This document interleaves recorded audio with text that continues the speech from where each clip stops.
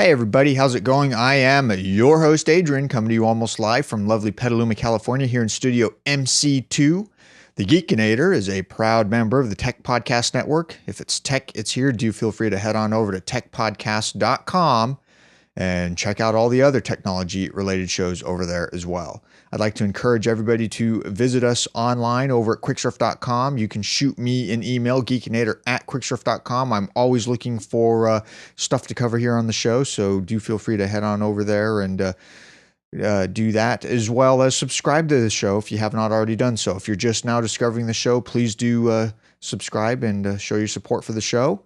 And you can find the subscription links over at quicksurf.com. I have a heading called subscribe in the show notes of every episode. So just go to the latest episode and you can subscribe to an OGG Vorbis feed, an MP3 feed, and standard def and high def H.264 video feeds if that's what you want. As well as subscribe on YouTube. We're also over on Stitcher, and we've just started distributing over at blip.tv and Daily Motion, so you can catch the show in many different places. Let's go ahead and get into the cool stuff that I found for this episode. The Daily Ticker over at yahoo.com in their blogs section, it's in their finance section. Everything you need to know about the Samsung Galaxy S4. That's right. The Samsung is going to announce its next flagship smartphone, the Galaxy S4, this Thursday. It's a really big moment for Samsung. They've transitioned from being some boring phone maker to one of the premier brands in the world. They're definitely giving Apple a run for its money. The S4 could be its peak, or it could be the next step onto the path to world domination. It all depends on how good the phone is. So this basically gives you a rundown of what to expect with the Galaxy S4. Pretty interesting. It's one of those things where I'm like, it's gotta be a good phone, a relatively good phone. So definitely check it out. From Make Magazine, Raspberry Pi Media Center Rocks My World, Part 1. This is a blog posting by Michael Castor. It's part 1 of hopefully many posts that he does. He starts off with over 100,000 Raspberry Pis in the wild. It wouldn't surprise me if there are some left unused, tucked away in their boxes, waiting for a killer app. A million Raspberry Pis. I'm here to tell you that the app is here and you can set it up in about 20 minutes. There's no coding or command line work involved. You don't even need a keyboard. It's likely the most simple thing you can do with your Pi besides removing it from the box. That app is RaspBMC. It's a port of the classic Media Center program XBMC, which transforms your Raspberry Pi into a full-on media player. So pretty interesting. Definitely check this out. We'll be following this to see what else he posts in the Raspberry Pi world. From ArsTechnica and the Opposable Thumbs Gaming and Entertainment, I saw this story. I loved it. I used to play Mario Brothers back in the day. There's Dad Hacks Donkey Kong. I used to play Donkey Kong too. For his daughter, Pauline now saves Mario. That's right. When Mike Mika's daughter was sad to learn that she couldn't play as a girl character in the classic Donkey Kong, her father decided a little hacking was in order. Instead of saying, "No, I'm sorry, you can't do it," what did he do? He modified the ROM of the game so that the damsel White Knight roles in the game were switched. Now Pauline, Nintendo's precursor to the better-known Princess Peach, runs, jumps, and dodges rolling barrels to save the dulcet Mario at the top of the screen. Pretty awesome. Now, way to go, Dad. That's what I'm talking about. So definitely check this story out. There's a video of it over on YouTube as well. Donkey Kong Pauline Edition, it's called. So by all means, check her out. From Make Magazine, there's a DIY rocket competition. That's right. Why should Elon Musk have all the fun? Yesterday at South by Southwest, DIY Rockets and Sunglass announced a new competition for an open source 3D printed rocket engine that would be capable of sending nano satellites into orbit.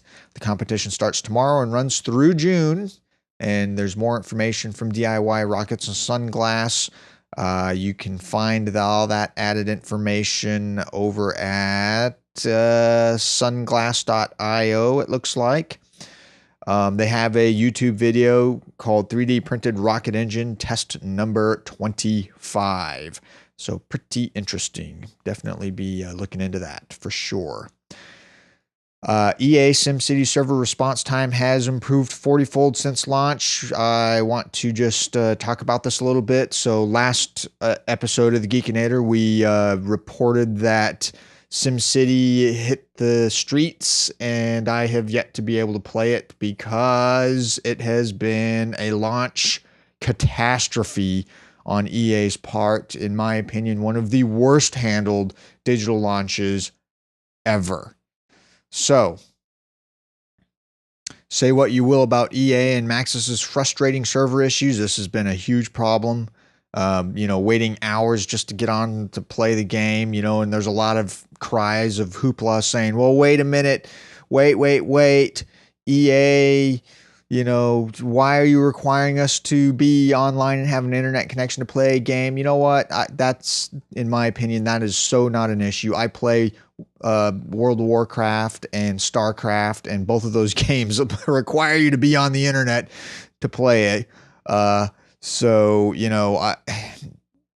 It's just terribly mismanaged. So they are now saying that the response time has improved 40-fold since it's launched. I'm still having issues getting on. So, it is what it is. It will probably get better over time. From ArsTechnica in their technology lab, how to name a variable when the word is both a noun and a verb. One developer who is not a fan of double meanings has posed this question. Glenn H7 has a word problem. His team is using a word, charge, and I'm using quotes here for those of you who are not watching the video, that can be either a verb or a noun. And in some cases, when we are discussing the application, it will be used both ways in the same sentence, he tells us.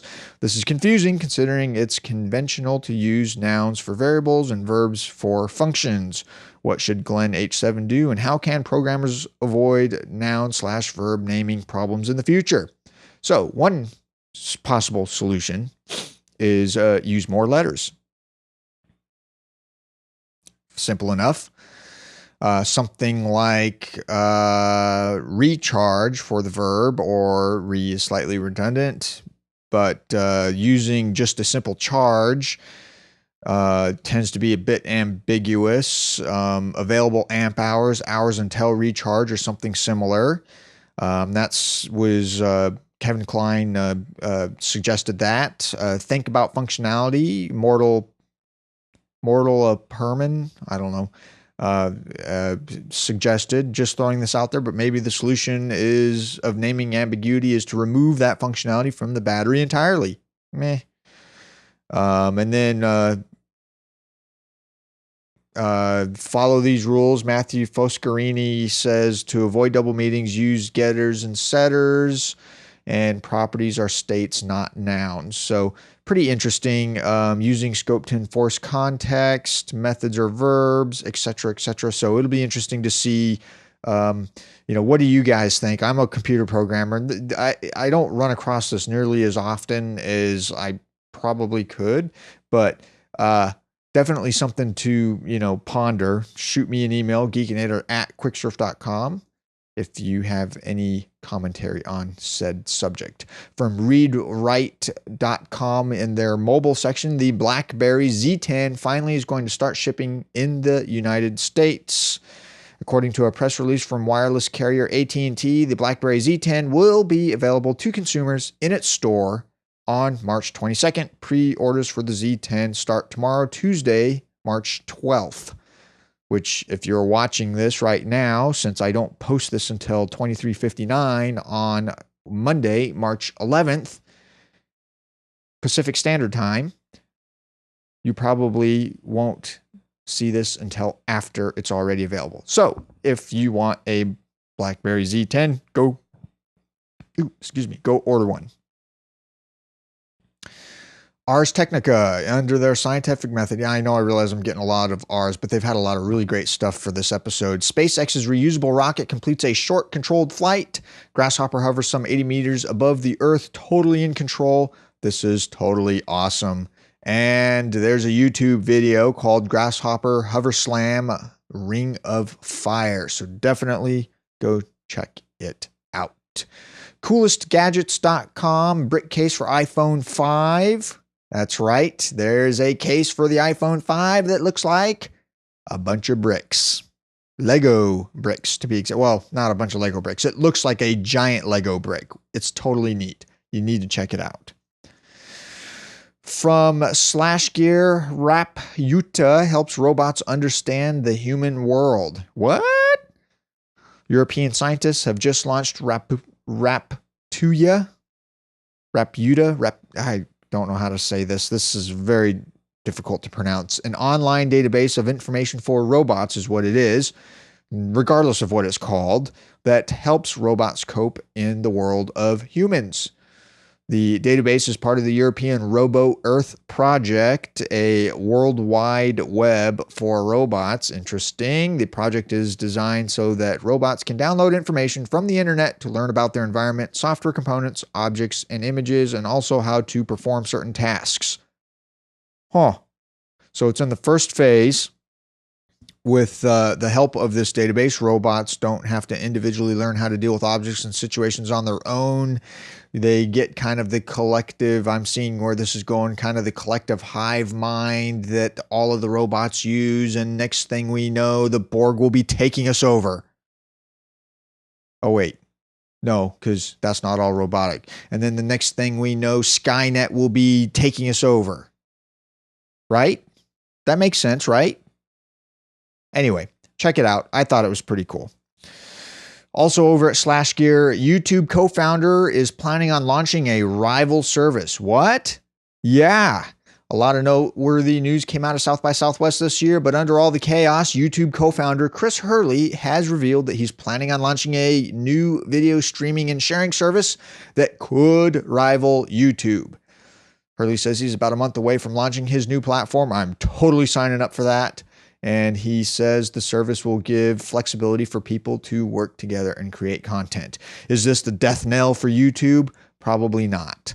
YouTube is extremely popular and extremely busy and will probably be around for a long time. Much like Facebook, they have such critical user mass that even if half of their users left tomorrow, they will still be around for years to come. So pretty interesting. Definitely check it out. I will totally be looking out for this, and I will be signing up for it as soon as I can. That will do it for this edition of the Geekinator. As always, everything I've talked about is linked up in the show notes. You can find those online over at quicksurf.com. Please do subscribe to the show. You can find the subscription links there as well. Shoot me an email, geekinator@quicksurf.com, if you want to flame me or yell at me or provide useful, interesting links or whatever. I may not respond simply because I cannot respond to every email that I get, and this is not the only show that I do. So I do get a lot of emails. But do feel free to shoot me an email, or over at quicksurf.com, you can leave a comment in the comments section for each post. That will do it for this episode. I will see all of you on the next episode. Bye.